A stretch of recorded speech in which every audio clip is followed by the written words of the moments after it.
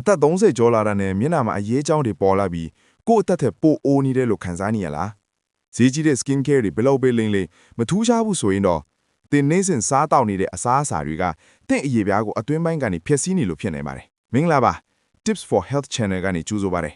ဒီနေ့မှာတော့အရွယ်တင်နုပြိုခြင်းထူတိုင်းလုံးဝရှောင်ကျဉ်တဲ့မျက်နှာကိုအမြန်ဆုံးအိုမင်းရင်းရော်စေတဲ့အစားအစာ၄မျိုးကိုပြောပြပြီးသွားမှာပါနံပါတ်1တကြားနဲ့အချိုကဲတဲ့အစားအစာများတကြားဟာတွားကိုပိုးစားစေရုံသာမကပဲအသားအရည်အတွက်လည်းအဆိုးဆုံးရန်သူပါပဲကျွန်တော်တို့တကြားတွေအများကြီးစားလိုက်တဲ့အခါသွေးတွေကတကြားသက်တွေဟာအရည်ပြားကိုတင်းရင်းစေတဲ့ကောလာဂျင်တွေကိုဖျက်ဆီးပစ်ပါတယ်ဒါကြောင့်အသားအရည်ဟာလော်ရဲလာပြီးအရည်အကြောင်းတွေအလွယ်တကူပေါ်လာစေတာဖြစ်ပါတယ်နံပါတ်2စီပူပူမှာကြော်ထားတဲ့အစားအစာများစီကြော်စာတွေအထူးသဖြင့်အကြိမ်ကြိမ်ပြန်သုံးထားတဲ့စီနဲ့ကြော်ထားတဲ့အစားအစာတွေမှာ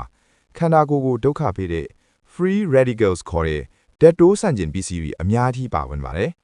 အဲ့ဒီဓာတ်တွေကခန္ဓာကိုယ်တွင်း cell တွေကိုရောင်ရမ်းစေပြီးအရည်ပြားရဲ့ပျော့ပြောင်းမှုကိုပျောက်ဆုံးစေပါတယ်ရလဒ်အနေနဲ့မျက်နှာကမွဲချောက်ချောက်ဖြစ်ပြီးအိုမြင်းလာပါလိမ့်မယ်နံပါတ်3အတင်စားအသားချောင်းများဝက်ဥချောင်းကျက်ဥချောင်းဘေကွန်လိုမျိုးတာရှည်ခံအောင်လှုပ်ထားတဲ့အသားတွေမှာစားဓာတ်နဲ့တာရှည်ခံဓာတုဆေးတွေအများပြားပါဝင်ပါတယ်အဲ့ဒီဆိုဒီယမ်စားဓာတ်တွေကခန္ဓာကိုယ်တွေကရေဓာတ်ကိုအလွန်အမင်းစုပ်ယူပစ်လို့အရည်ပြားကိုခြောက်သွေ့စေပါတယ်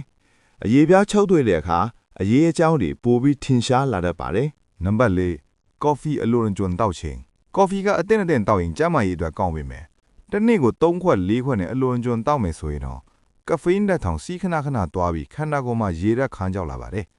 ရေဓာတ်မပြေဝတဲ့အသားရည်ဟာမြန်မြန်တွန့်ကြေလွယ်ပြီးအရွယ်မတိုင်ခင်အိုမင်းရင်ရော်ရှင်ကိုဖြစ်စေပါတယ်အခုပြောသွားတဲ့အစားအစာ၄မျိုးထဲမှာတင်အကြိုက်ဆုံးနဲ့အစားဆုံးကဘယ်ဟာဖြစ်မလဲဆိုတာ comment မှာဝင်အောင်ဆွေးနွေးပေးခဲ့ပါအောင်အရွယ်တင်နုပြိုခြင်းတော့ဒီအစားအစာတွေကို short စားပြီးရေမြမြောင်တောက်ပေးဖို့အကြံပြုချင်ပါတယ်ဗီဒီယိုလေးကအကျိုးရှိတယ်ဆိုရင် like နေပေးဖို့နဲ့နောက်ထပ်အလှအပနဲ့ကျမ်းမာရေးဘူးတုဒတွေအတွက်ကျွန်တော်တို့ရဲ့ channel ကိုအခုပဲ subscribe လုပ်ထားလိုက်ပါတငယ်ချင်းတွေကိုလည်းမျှဝေဖိလိုက်ပါအောင်